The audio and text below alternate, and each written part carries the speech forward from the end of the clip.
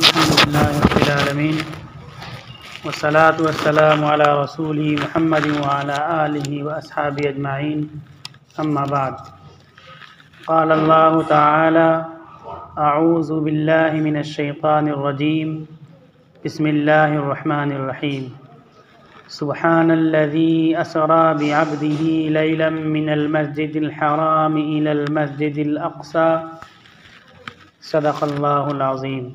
मेराज में अल्लाह ताला ने रसूलुल्लाह सल्लल्लाहु अलैहि वसल्लम को और आपके ज़रिए से उम्मत मुसलमा को दो तोहफ़े अता फरमाए और 14 माशरती हिदायत हैं। समाज में हर शख्स को किस तरह से रहना है वो 14 हिदायतें हैं। तोहफ़ों की कदर करें और उन हिदायतों पर जो समाज से मुताल्लिक़ हैं, समाजी ज़िंदगी से मुताल्लिक़ हैं, हर शख्स की ज़िंदगी से मुताल्लिक़ हैं, उन पर अमल करें। मेराज में सबसे बड़ा और अज़ीम तोहफ़ा अल्लाह की तरफ से आप सल्लल्लाहु अलैहि वसल्लम को और आपके ज़रिया उम्मत मुसलमा को जो दिया गया वो नमाज का तोहफ़ा है। ये नमाज का तोहफ़ा 50 नमाज़ों का तोहफ़ा था। हज़रत मूसा अलैहिस्सलाम की तवज्जो और याद दहानी के बाद बार बार रसूलुल्लाह सल्लल्लाहु अलैहि वसल्लम अल्लाह के दरबार में हाज़िर होकर के कमी कराते रहे। अल्लाह ताला कम करते रहे। आखिर में 5 नमाज की तादाद मुक़र्रर हुई और उसमें अल्लाह ताला ने कहा कि हिया खम्सुन व या खम्सून मा युबद्दलुल क़ौलु लदय्या, कि ये 5 नमाज़ें हैं। कम घटते घटते 5 तक नमाज़ें बाकी बची, लेकिन इन 5 नमाज़ों का सवाब 50 नमाज़ों के बराबर होगा। यानी 50 नमाज़ें लेकर के उम्मत के पास जाते और उम्मत रात और दिन में 50 नमाज़ें पढ़ती तो जितना सवाब होता, अब आपको हम वो तादाद घटा करके 5 दे रहे हैं, लेकिन उम्मत आपकी अगर 5 नमाज़ें पढ़ेगी तो उतना ही 50 नमाज़ों के बराबर सवाब मिलेगा।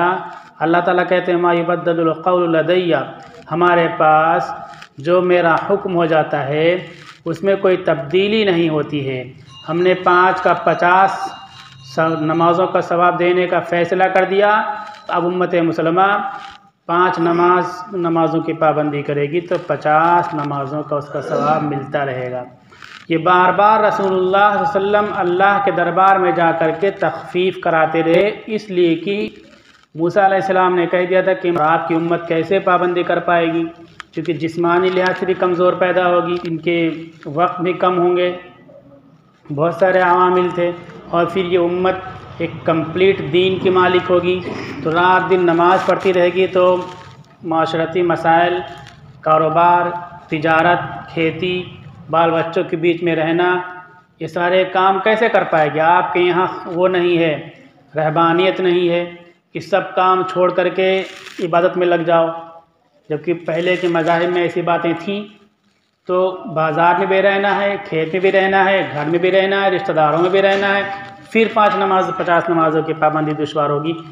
इस तरह मूसा अलैहिस्सलाम की तंबीह के बाद रसूलुल्लाह सल्लल्लाहु अलैहि वसल्लम जाते रहे कि मेरी उम्मत के लिए आसानी हो जाए, आसानी के लिए जाते रहे। तो रसूलुल्लाह सल्लल्लाहु अलैहि वसल्लम ने उम्मत की आसानी के लिए इतनी फ़िक्र की कि इतना बड़ा तोहफ़ा अल्लाह की तरफ से इनाम में मिल रहा है, लेकिन उम्मत पर बोझ हो जाएगा, उसमें कमी हो जाए और उम्मत बोझ से महफूज रहे, आसानी के साथ कर सके। आप सल्लल्लाहु अलैहि वसल्लम को उम्मत की आसानी की इतनी फ़िक्र की बार बार अल्लाह के दरबार में सिर्फ तादाद घटवाने के लिए जा रहे हैं। तो उम्मत की भी ज़िम्मेदारी है कि रसूलुल्लाह सल्लल्लाहु अलैहि वसल्लम ने जिस तरह हमारी फ़िक्र की है और हमारे लिए आसानियाँ पैदा फरमाई हैं, इसी तरह हम आपके इस तोहफ़े की कदर करें और नमाज़ों की बराबर पाबंदी करें, उनको वक्त पर अदा करें।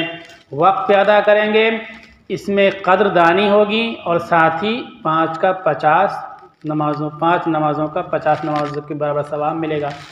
क्योंकि ये तोहफ़ा मेराज में मिला, इसलिए नमाज को मेराजुल मोमिनीन कहा जाता है। कि नमाज ये मोमिन का मेराज है, तो हमको ये मेराज हासिल करना चाहिए। नमाज में किसी भी किस्म की कोताही नहीं करनी चाहिए। अब इस पर अगर गुफ्तगू तो बात बहुत तवील हो जाएगी, लेकिन हम देखें कि कितनी गफलत और कितनी सुस्ती होती है। दूसरा तोहफ़ा सूरह बकरा की आखिरी आयतें हैं।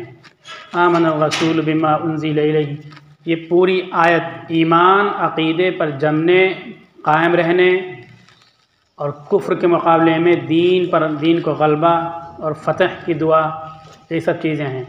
अगर उन आयतों का तर्जुमा पेश कर दिया जाए तो एक पूरा जुमा का जो खुतबे का टाइम में ख़त्म हो जाए। ये भी तोहफ़ा है नमाज। दूसरा ये आखिरी आयतें, ये मेराज में अल्लाह ताला की तरफ से बतौर तोहफ़ा इस उम्मत को दी गई। ये तो तोहफ़े हो गए। ज़िंदगी जीने के बारे में माशरती हिदायत 14 हिदायतें दी गई, इन्हें हम बहुत ध्यान से सुने। सूरह बनी इसराइल में जब मेराज का बयान हुआ तो वहीं इन 14 हिदायतों का बयान हुआ, और इन हिदायतों से पहले बनी इसराइल के बारे में अल्लाह ताला ने बतलाया। बनी इसराइल की इबरतनाक अंजाम को अल्लाह ताला ने बयान किया। बनी इसराइल ऐसी कौम है कि रसूलुल्लाह सल्लल्लाहु अलैहि वसल्लम ने इरशाद फरमाया कि जिन जिन रास्तों से बनी इसराइल गुजरी उन रास्तों से मेरी उम्मत गुजरेगी। जिन जिन अच्छी बातों पर अमल किया उसके नतीजे में दुनिया में सबसे ज़्यादा इज़्ज़त उस कौम को हासिल हुई। मेरी उम्मत भी इसी तरह सब्र, अज़्म, इस्तिक़लाल और हिम्मत के साथ कामों पर अमल करेगी और दुनिया में फतूहात हासिल करेगी, इज़्ज़त हासिल करेगी। और इसी तरह से जो अखलाक़ी कमज़ोरियाँ उनके अंदर थीं, मामलात की ख़राबियाँ उनके अंदर थीं, वो चीज़ें मेरी उम्मत में आ जाएंगी। वो अखलाक़ी कमज़ोरियों के नतीजे में दुनिया की ज़लील तरीन कौम बन गई और रुस्वा तरीन कौम बन गई। कोई उसकी मदद के लिए ज़बान खोलने के लिए तैयार नहीं।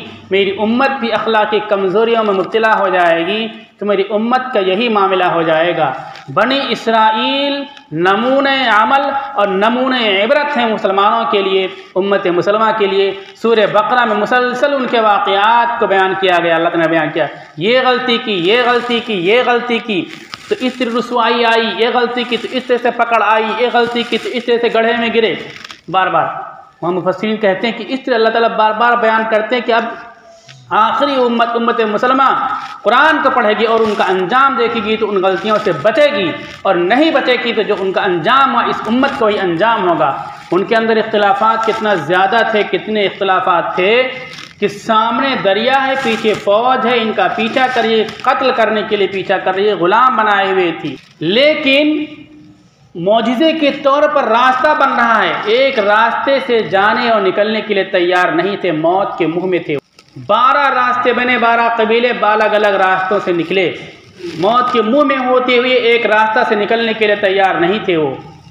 आज हमारे दरमियान देखिए इख्तिलाफात बिल्कुल ज़मीन से जिससे चश्मे फूटते हैं, इस तरह से इख्तिलाफात फूट रहे हैं। मामूली बातों में इख्तिलाफात हमारे अंदर होते हैं। अभी रमज़ान आने वाला, देखना आप सोशल मीडिया पर देखना, मस्जिद के दरवाज़ों पर देखना, मस्जिद के अंदर देखना, कुछ लोग 8 रकात, कुछ लोग 20 रकात, इस पे झिझकबाजी चालू रहेगी। मस्जिदों को अखाड़ा बना दिया जाएगा। कुछ लोग ऐसा होगा 8 रकात पढ़ के ऐसा भागेंगे जैसा कि जेल से छूटते हैं, ताकि 20 रकात पढ़ने वालों की तौहीन हो सके, नमाजों में खलफशार पैदा किया जा सके, लोगों के दिलों में शकशुबा पैदा किया जा सके। इस तरह उम्मत 20 और 8 की लड़ाई शुरू कर देगी। आज हालात ये है कि हम मौत के मुंह में हैं, दुश्मनों के नरगे में हैं, लेकिन सीने पे हाथ बांधना कि नाक के नीचे हाथ बांधना है। 1.5 बालिश का इख्तिलाफ ख़त्म करने के लिए तैयार नहीं है। बनी इसराइल के अंदर ऐसे इख्तिलाफात थे। अल्लाह के नबी ने फरमाया, बनी इसराइल अगर किसी सुराख में घुसे होंगे, गोह के बिल में घुसे होंगे, मेरी उम्मत भी वो काम करेगी और गोह के बिल में घुसेगी। उनके अंदर इख्तिलाफात थे। आज हमको इख्तिलाफात से दिलचस्पी है, इख्तिलाफात की बातें बयान करने में मज़ा आता है। अफजल गैर अफजल बात को दीन और ईमान की बात बना करके हम पेश करते हैं और मस्जिदों को अखाड़ा बना देते हैं, गेट को अखाड़ा बना देते हैं। हर मकाम पर इख्तिलाफ की बातें होती हैं। तरावी में अल्लाह का कलाम क्या पढ़ा गया, अल्लाह ने क्या कहा, इसका चर्चा नहीं होगा। चर्चा होगा तो ये होगा कि 8 रकात तरावी है कि 20 रकात तरावी है। सीने पर हाथ बांधना चाहिए कि नाक के नीचे हाथ बांधना चाहिए, टांग फैला के नमाज पढ़ना चाहिए कि इंसान बन करके, मुसलमान बन करके सीधे खड़े होकर नमाज पढ़ना चाहिए। इसका चर्चा नहीं होगा। तो अल्लाह ताला ने बनी इसराइल के वाक़यात का सब मेराज के बाद बयान किया, उनके अबीरतनाक अंजाम को बयान किया, क्योंकि अंजाम उनका हुआ था कि उम्मत देखे और सोचे। उनके अंजाम को बयान करने के बाद 14 हिदायतें दी हैं ज़िंदगी की रहन सहन की, हम उनको ध्यान से सुने। सबसे पहली हिदायत अल्लाह ताला ने कुरान में मेराज का बयान करने के साथ जो दी है वो ये है कि शिर्क मत करना, शिर्क से बचने की हिदायत दी। अल्लाह ताबुदु इल्ला इय्याह, सिर्फ और सिर्फ अल्लाह की इबादत करना, अल्लाह के अलावा किसी की भी इबादत ना करना। इबादत की जिन्स की जितनी भी चीज़ें हैं वो सिर्फ और सिर्फ अल्लाह के लिए होंगी, अल्लाह के अलावा किसी के लिए नहीं होंगी। ये 14 जो हिदायतें, हर हिदायत पर बड़ी बड़ी किताबें मौजूद हैं। आप ये सोचिए कि हर हिदायत को हम एक्सप्लेन करें और तशरीह करें, बयान करें तो कितना वक्त चाहिए। हम आज ही के खुतबे में इन 14 हिदायतों को बयान करना भी चाहते हैं और हर हिदायत पर पूरी बड़ी बड़ी किताबें मौजूद हैं, एक नहीं बेशुमार और हज़ारों किताबें मौजूद हैं, तो कितनी तफसील होगी। शिर्क से अल्लाह ताला ने मना फरमाया, ये समाजी इंसान की ज़रूरत है। जिस समाज में शिर्क होता है, जिस समाज में बुत परस्ती होती है, वो समाज अंधा हो जाता है, वो समाज माशरे का दुश्मन बन जाता है, वो कौम इंसानियत का दुश्मन बन जाता है। इंसान भूखे मरेंगे, इंसानों को पहनने के कपड़े नहीं होंगे, इंसानों के लिए दवाएं नहीं होंगी, लेकिन उनकी तवज्जो बुतों की तरफ होगी, शिर्क की तरफ होगी, खुराफात की तरफ होगी। रास्तों को बंद कर देंगे, मरीजों पर कचड़े फेंकेंगे, गंदगियां फेंकेंगे, पूरे समाज को, माशरे को, मुल्क को तबाही के घड़े में ढकेल देंगे। वो तबाही नजर नहीं आएगी, भूख और प्यास नजर नहीं आएगा, फाका नजर नहीं आएगा, अस्पतालों की वीरानी नजर नहीं आएगी, स्कूलों की बेकारी नजर नहीं आएगी, बेरोजगारी नजर नहीं आएगी। अगर नजर आएगी तो मुशरिकाना आसार नजर आएंगे। शिर्क के लिए, बुत परस्ती के लिए पूरी मुल्क की दौलत को, सरमाए को उसको लोग खर्च करेंगे। इस तरह मुल्क का मुल्क तबाह हो जाता है, बर्बाद हो जाता है। बुत परस्ती इतनी बड़ी बड़ा है, इतनी बड़ी मुसीबत है, आखिरत इंसान की तबाह होती है, दोज़ख में जाता है, नरक का भागीदार बनता है। इस तरह मुल्क और समाज भी बर्बाद हो जाता है। अल्लाह ताला ने माशरती हिदायत ये दी, खबरदार तुम अल्लाह के अलावा किसी दूसरे की पूजा मत करना। अगर अल्लाह के अलावा किसी दूसरे की पूजा करोगे, आखिरत भी बर्बाद होगी, दुनिया भी बर्बाद हो जाएगी, तुम्हारी कौम बर्बाद हो जाएगी, तुम्हारी बस्ती बर्बाद हो जाएगी, तुम्हारा मुल्क बर्बाद हो जाएगा। पहली हिदायत अल्लाह ताला ने समाजी लिहाज से ये दी है। दूसरी हिदायत, माँ बाप के साथ नरमी और मोहब्बत का मामला करना।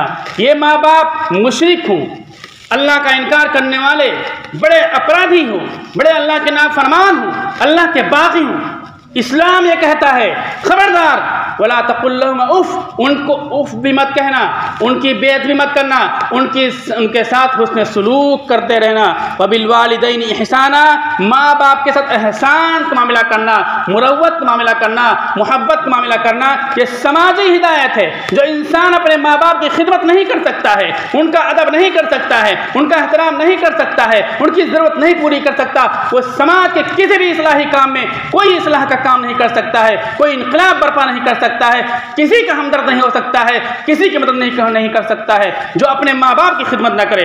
हम और आप देखें और सोचें अपने माँ बाप की कितनी खिदमत करते हैं। बातें करना और चल चल के बड़ी बड़ी प्लान मंसूबे पेश करना बहुत बड़ी बात है, लेकिन शुरुआत होगी आपकी अपने माँ बाप की खिदमत के जरिए से। अगर माँ बाप की खिदमत में कोताही होती है तो समाज में ऐसा शख्स कोई काम नहीं कर सकता है। यह निज़ाम पेश किया, तस्वुर पेश किया इस्लाम ने। अल्लाह के नबी सल्लल्लाहु अलैहि वसल्लम के सामने बाद सहाबा आते थे, वो कहते हम जंग में जाएंगे, जिहाद में जाएंगे, जिहाद की फजीलतें सुनते थे, शहादत के रुतबे और मकाम सुनते थे।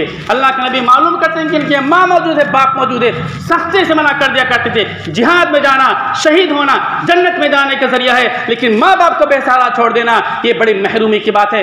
उससे बड़ा अजीम काम यह कि तुम अपने माँ बाप की खिदमत करो, माँ बाप को बेसहारा ना छोड़ो। ये दूसरी समाजी हिदायत अल्लाह ताला की तरफ से। तीसरी चीज़, अहले हुकूक के हक़ को अदा करना। जिनके हुकूक अपने ऊपर हैं उनके हक़ को अदा करना समाजी ज़रूरत है, समाजी हिदायत है, माशरती हिदायत है। हक़ को अदा करना क्या है? हमको किसी ने पैसा दिया, 50,000, 1 लाख, 1,000, 2,000 कर्जा दिया, अब उसका हक़ है उसको हम टाइम पे अदा कर दें। हम लोग आम तौर पर ये चीज़ कर देते हैं, अदा कर देते हैं। ये भी हक़ है कि किसी की प्रॉपर्टी में हम गसब न कर लें, हजम न कर लें। अपनी बहनों की मीरात को लेकर हम बैठे हुए हैं, फूफू की मीरात को लेकर बैठे हुए हैं, माँ की वरासत को लेकर बैठे हुए हैं, उनकी जायदाद में हमें खा रहे हैं, उनको उनका हिस्सा नहीं दे रहे हैं। ये भी हक़ तलफ़ी समाजी लिहाज से हुक्म है। लोग दूसरों के हुकूक को अदा करते रहेंगे, हुकूक को अदा करें। वातिज़ल क़ुरबा हक़्क़ा, करीबी रिश्तेदारों के हक़ अदा करें, दूसरों के हुकूक को अदा करें। कि इस सिलसिले में बहुत कोताही होती है। हम समझते हैं कि यही हक़ है, किसी ने कर्जा दिया उसका पैसा टाइम पे वापस कर दो, किसी से सौदा किया उसका सामान उसका सौदा मामले को साफ़ सुथरा करके अदा कर दो। ये अपने घरों में रिश्तेदारों में बहनों के, भाइयों के, बेटों के, माँ के सबके हुकूक हम गसब के बैठे हुए हैं, बीवी के हुकूक गसब के बैठे हुए हैं, उसके मेहर नहीं अदा करते। ये हुकूक अदा करना समाजी ज़रूरत है। खर्च में मियाना रवि और एतदाल हमारे अंदर होना चाहिए। फजूल खर्ची और बेमकसद खर्च करना नहीं होना चाहिए। जहाँ खर्च करना वहाँ तो खर्च करें, जहाँ नहीं खर्च करना वहाँ किसी भी हाल में ना खर्च करें। हमारे पास करोड़ों के रुपये गड्डी गड्डी रखी हुई हैं, लेकिन बेज़रूरत मौके पर 1 रुपया नहीं खर्च करेंगे।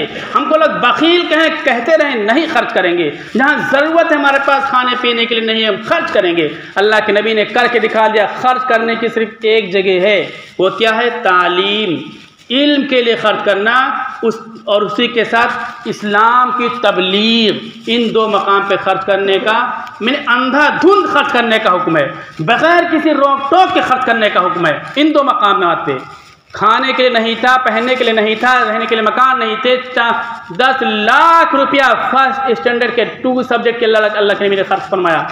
पढ़ाई के लिए पहले साल, प्राइमरी के पहले साल के लिए 10 लाख रुपया, एक बच्चे पर 1 लाख रुपया। आज हमारे पास अगर खर्च करने के लिए नहीं है तो सिर्फ पढ़ाई के लिए नहीं है, खर्च करने के लिए, दीनी तालीम हो, दुनियावी तालीम हो। इसी तरह इस्लाम की तबलीग और इशाअत के लिए पैसा नहीं है। बाकी देखिए शादी के लिए और डीजे वाला आ जाए तो बेचारे गरीब का पैसा रोकेंगे, पहले ही डीजे वाले को दे करके हम आ जाएंगे।